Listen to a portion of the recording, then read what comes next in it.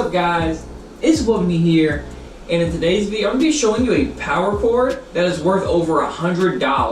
Now this is one of the few items in this BOLO items playlist that I've made that I can't really give you any advice on how to find these. Personally, I got mine when I was helping my dad flip that house. It belonged to an older lady. She had the little wheelchair on the railing for the stairs, but I don't know where else you could find these.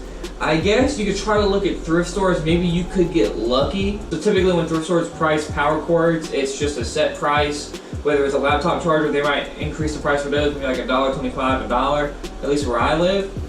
But you could get lucky with that, but the chances of that are slim. You might be able to find them at estate sales if you go to the right one. Truth be told, I do not know the best place or the best way to look for these.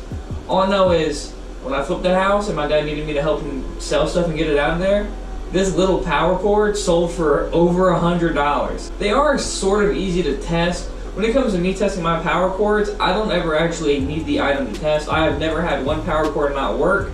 I check the power cord for any micro tears, for any visible tears in the actual cord. I check the plug that the item plugs into, and I check the prongs if it plugs into the wall. And as long as you check those thoroughly, I never had a power cord returned to me or a case open saying it didn't work. And I've sold over 200 or 300 power cords, easy.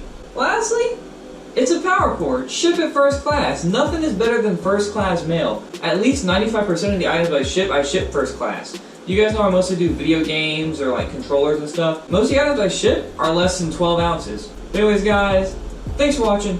Hopefully you guys enjoyed and keep flipping. They all trying to be around, now I'm winning. I make it hits, but I'm still independent. Lil' homie, I've been low-key chillin'. Tell your mom when I'm back, I'll be in it.